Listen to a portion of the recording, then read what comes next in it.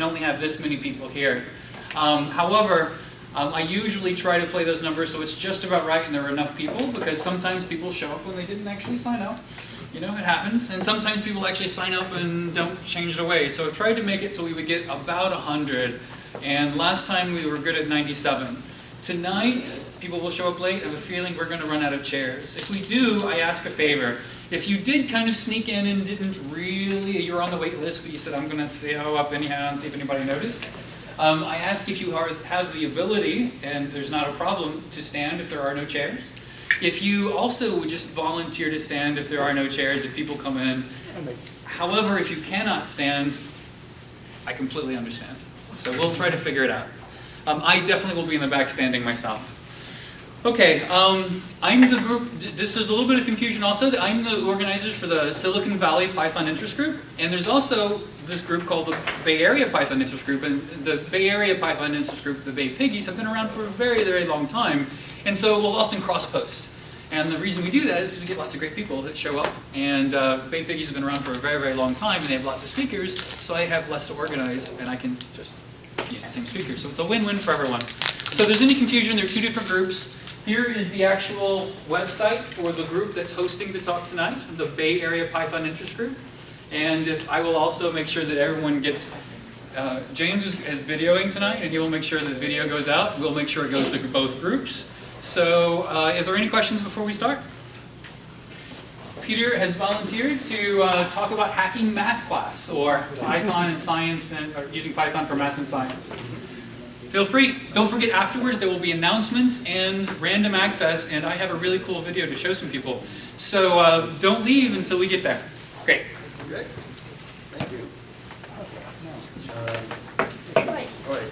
Notes. My name is Peter Farrell, and I work with learningtech.org. We do everything from classroom courses to after-school programs to summer camps.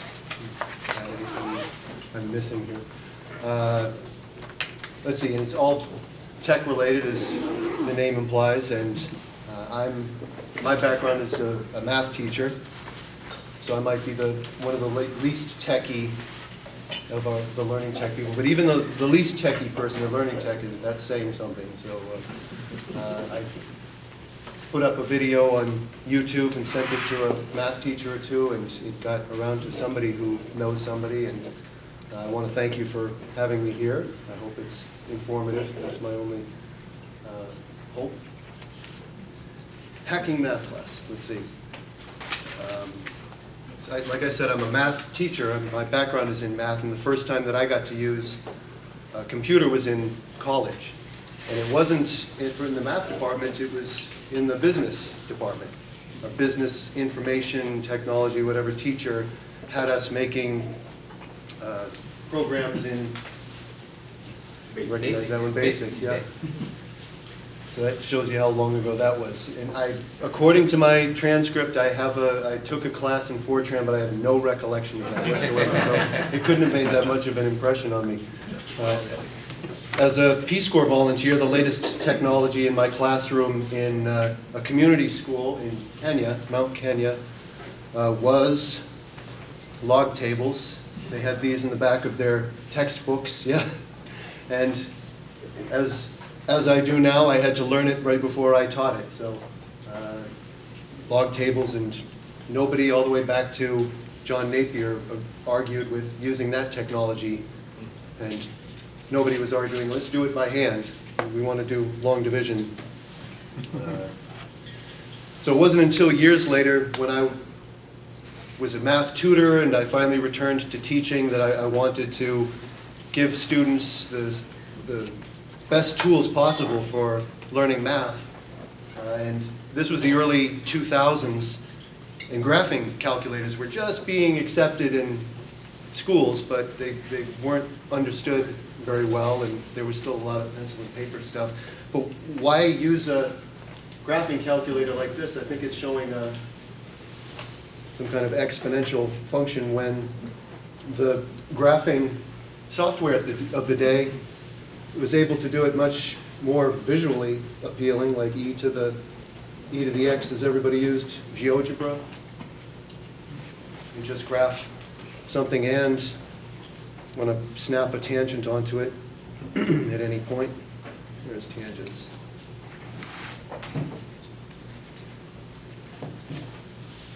There's my tangents. Sometimes you want to find the slope of a tangent line. This is only for calculus. If you're not in calculus, you can't even approach such activities, but there you go. So I still have students who have the graphing calculators, and if you have a laptop, you've got a lot more available now. So let's see, where was I? I was in a school up the peninsula, a public high school, and I was coming from the business world, and so I was like the tech expert in the math department because I knew how to use Word and Excel. And so the school, I introduced the school to not Geogebra. Before Geogebra, you paid for something called Geometer's Sketchpad. And they had it at the school, but they hadn't put it onto their computers yet. So I actually teamed up with the tech guy and physically installed the software because none of the other teachers were up to it or were interested, or it was not in the curriculum or something. So in the old days, this was how you taught geometry, was using the compass and straight edge. But in the 21st century, you have these graphing tools which are available where you can make perfect straight lines and perfect arcs and circles, and you can bisect angles and segments. Oh, it's not available. You'll have to trust me on it. Right, this is the famous squaring a rectangle, thing. I could just do it on Geogebra, I suppose, but we want to get to the Python. All right, I hear you. So why would you, force people to use pencil and paper when there was, this new technology that was available that, could do the messy stuff? You wouldn't have to deal with dull pencils or those, the compasses that wouldn't stay at the right radius, and annoying. So I thought this was a step in the right direction. Then I came across Seymour Papert's book, Mindstorms, and that changed my life. Because Papert said that students that have trouble learning math and science just haven't had the experiences necessary to kind of understand that. And at the same place where I was teaching at the time, I was trying to teach the students about negative numbers. And coming from the Northeast, I used temperature. When it's 20 degrees out and it gets 5 degrees warmer. And it was in California here, and they said, what, you can have negative degrees? So this is an example of something that you have to have the experience of something before you can understand these abstract ideas. I've tutored young students, young kids, my son's age, and have them do algebra, do the distance, rate, time kind of things. And so they know the distance they're cool with, time of course, but rates, they've never thought about how fast they're going. 30 miles an hour, 50 miles an hour, 100 miles an hour, it doesn't compute yet because they haven't, driven a car or gotten a ticket. So how fast do you think you were going? So this was a brilliant book because he made the assertion that these experiences could be gotten by just making turtles walk around a screen on a computer. And he made a pretty good, I guess this next video is not going to work either, but he made a pretty good case. Nope. He made a pretty good case that everything worth doing in math education can be done using a computer. So I was impressed. By that time, I was working at a special ed school where the parents just wanted their kids not to hate math. So I was allowed to experiment with this and have them do these logo programs, and you can see that you're using loops, you're using conditionals, you're using variables, just like in a just like a programmer would do. So at every school after that, they got the turtle geometry treatment. For many of them, it was the first time that they'd actually created something on the computer in math class. So, and to teach cold, hard logic in the old days, you used to do geometric proofs. And given this information, you go step by step, and you leave out a step, and the teacher has to say, well, no, I think you didn't prove this right. But with a computer program, that's a much better teacher of logic, because if you leave out a step, the program just doesn't work.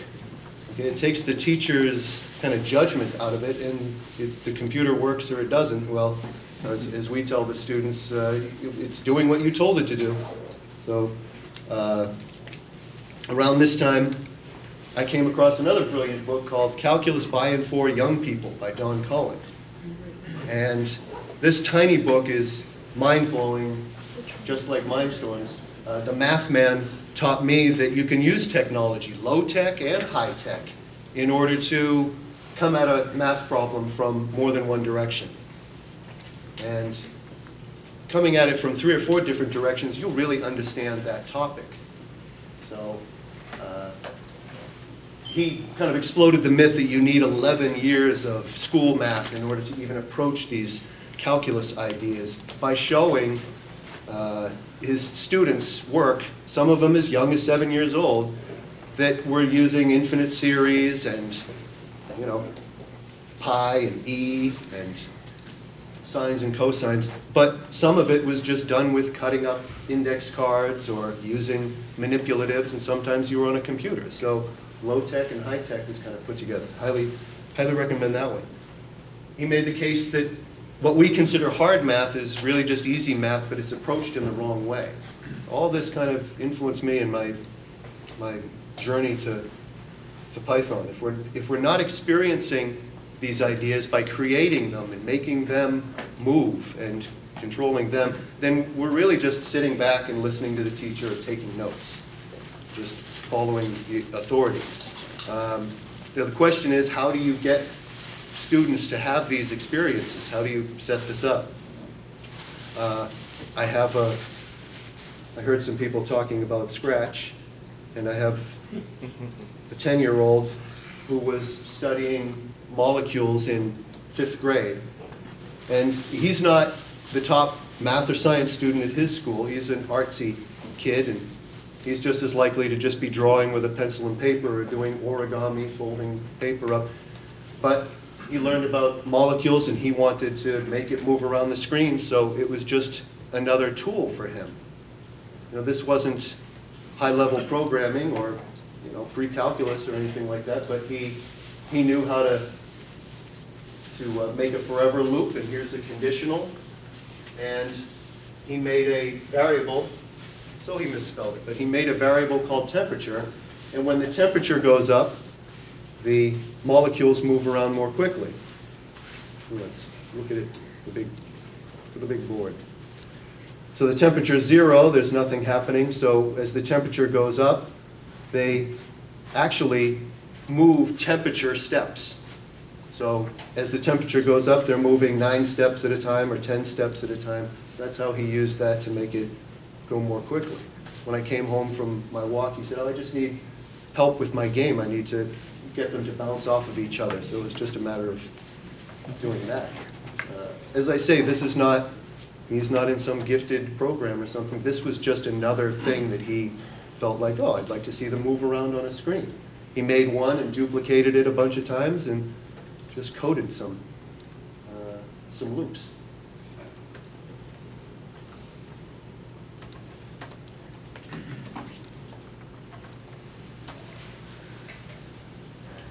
So let's see. So a homeschooler that I've tutored for years is a major computer, enthusiast, put it that way. And when I introduced him to Logo, he said, oh, it reminds me of Python. He had taken a Python class. And so he said, do you mind if I do all my projects in Python? What teacher is going to say, yeah, do it in whatever language you want to do it in, but I actually don't know why. I said, yeah, sure. Crap, now I've got to learn Python. So I have him to thank for forcing me to learn Python, and I'm glad that he did. He wasn't kidding. He does his pencil and paper work, but if he calls me or emails me, I know it's about, I need to do that math, the computer project. And we've done everything from simple equations to Fibonacci numbers in the quadratic formula, and most recently the big formula for regression, a linear regression, a bunch of data points and find a line. Most people put it into the graphing calculator. Well, what does the graphing calculator do? So I made him do that. And yeah, he wouldn't sleep until he got it right. So I wanted to show, finally, he's getting to the Python. My other son is in 7th grade, and he's doing pre-algebra. Oh, that's right. He's doing pre-algebra. Now, if you're solving equations and there's unknowns in it, that to me is algebra. I keep asking him, why do you say pre-algebra? It's algebra. So he's learning to move these things around and do hundreds of these every night. Sometimes it's different numbers. They even get really cruel and make it fractions and stuff. And so he's bogged down in the computation or finding common denominators or something. But I said to him, well, it's really just all the same. You've got some number times x plus something is equal to another number times x plus something else.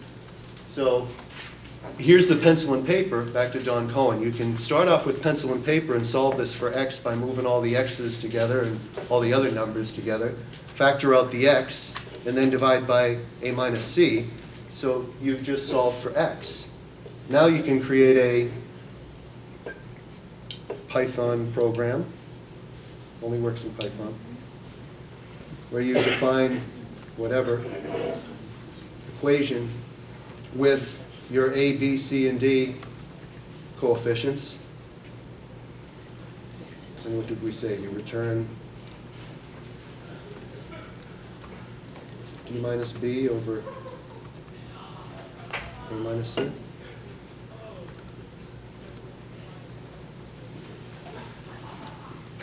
That was it, right? D minus b over a minus c. That's right. So this should work. What were the other previous ones? Not doing that one. 2x plus 8, 5x minus 12. All right, so if we run this,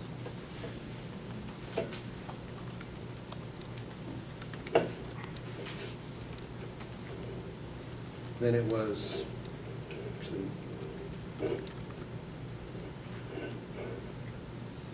no, see if we get a good 1, 5, as long as they're not parallel. Okay. So even if you're working with the fractions, oh yeah. So 2/3, 8/9, a quarter, and 5/7. You'll probably need to put some floats in there or something, but yeah. So that's how you learn about floats and transferring, moving back and forward between integers. And I just thought this was an important thing for my son to be able to do, at least to check his homework, is because they're all of the same form, no matter if it's decimals or fractions or whole numbers or negatives. And you can use the exact same thing no matter what your, what the coefficients are. I know I had my Raspberry Pi and was over at a friend's house showing him and his son's a freshman in high school, showing him Python. And so when I said, well, it doesn't matter what you have, let's see, return x squared minus x minus 1 or some such.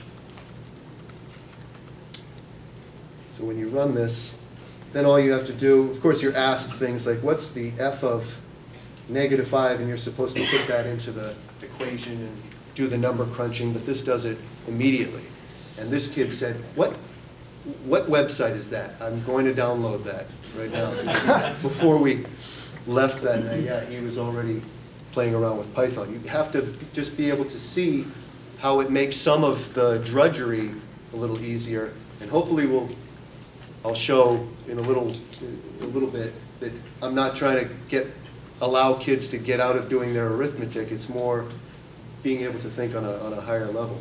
So when we studied that, yes, the intuition was less, the drudgery was more. Pencil and paper, proofs and everything. At which part in the math education is drudgery required in your, I mean, we did the proofs and we did the calculations, we did the fractions by ourselves. You're saying, think more in terms of the intuition. I mean, get the big picture, don't worry about the numbers and the division, long division, everything. Yeah. Let the computer do it for you. Is there any facet of the math that you would prefer drudgery, the step-by-step by hand instead of the computer? Sometimes you can't appreciate how great this stuff is until you've done it the hard way. Okay. I agree with that. And I definitely want my kids to be able to know what 60% of something is around, or but we all know if we're faced with some division problem with 3 digits or something, you know you're reaching for a calculator.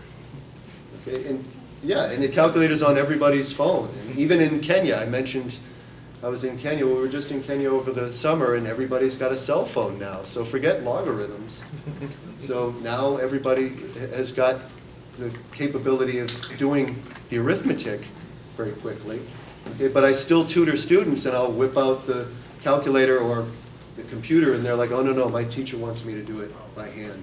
And we'll see, okay, a simple fraction problem, maybe doing it by hand is not so bad, but we'll see some roots problems that, why would you make another human being do this by hand? So that's what I'm getting to. If this is our function, let's see. Everybody who hasn't had calculus yet, close your eyes. You're not allowed to see such a thing until 12th grade. So if this is, how to find f prime at a certain value. This is our function.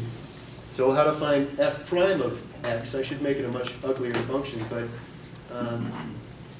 f prime. So a derivative is really just the slope of a line at a point, a linear approximation, I should say. What am I worried about getting corrected for? I've got a math degree. So they used to call the run delta x, but now it's just h. And if we make it really small, oh, I should show this, because we've got,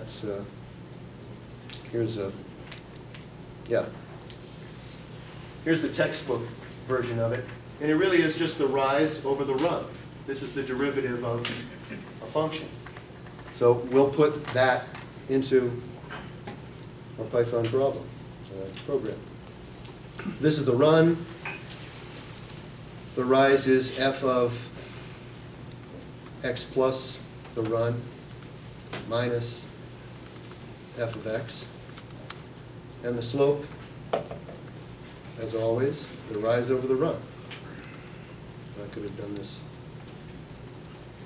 and just return the slope.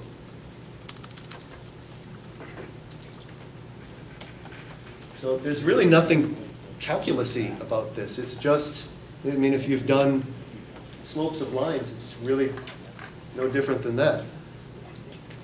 So this should give us our, so what's f prime at -5, I wonder? Ah. Negative point. What do I do here? Let's see. Ah, that's what it was. I was doing logo, so Python's exponentials.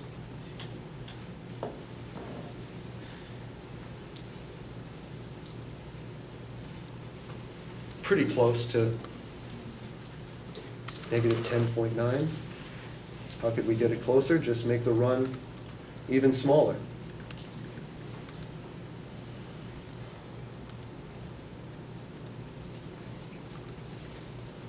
I think it's about negative 11. Okay. Again, there's really nothing, that you need calculus to understand about that. Let's see. There was also a gentleman way back when. Okay.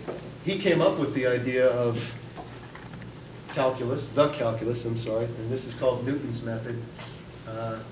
I work with enough pre-calculus students that need to find roots of functions. And something like this, you make a guess. This would be your first guess.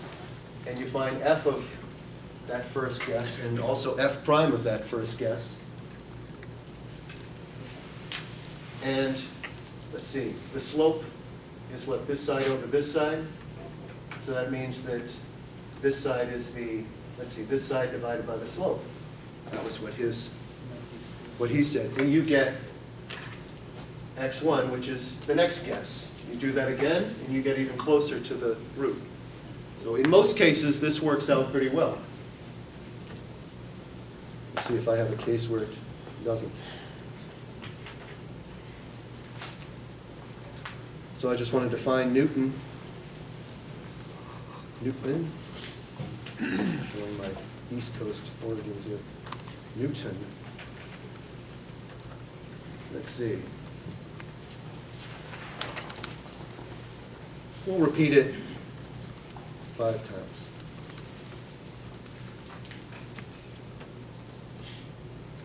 And this is going to do, let's see, the next guess is going to be the first guess minus f of the guess divided by f prime of the guess.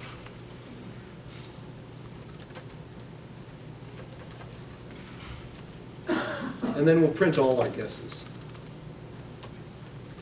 So we only need the last one. We want to see how quickly it gets us to, let's see. But we need a first guess. So what I did beforehand was I created a graphing function for the good old turtles. You see at the top there, you import the turtle module. This is a great leap from Logo. The creator of Python must have been enough of a fan where every release of Python has had a turtle module.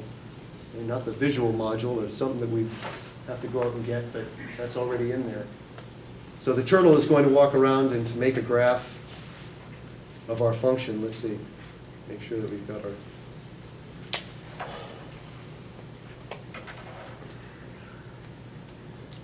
Oh, we'll make it this function.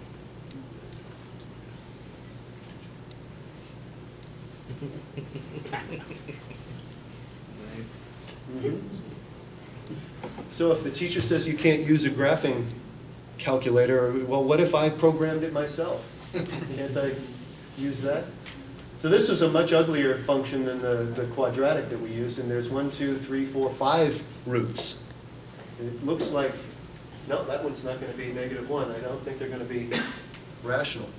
But the students that I tutor that are taking pre-calculus, they have to narrow down all the possibilities, and they take the coefficient of this and the constant and divide and take all the positives and negatives of all the possible factors of, it does narrow it down from infinity, but you still could have to test 20 or 30 possibilities. So Newton, of course, is much easier to do. Is this, okay, I've got Newton here. So this helps us. This one is going to be close to -2. So if our first guess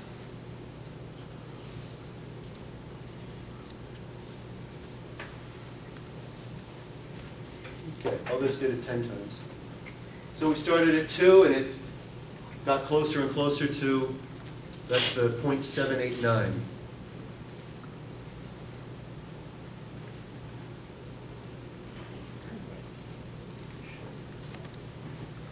A positive 0.7. Okay, so that's 0.789.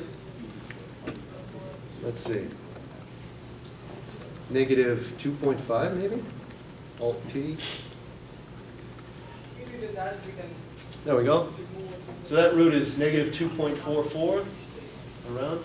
And I mean, it got here in five guesses.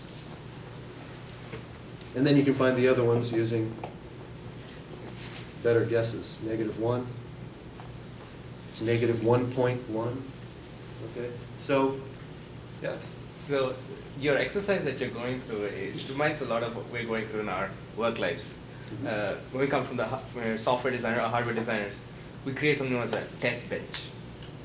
The test bench checks the actual work we're doing.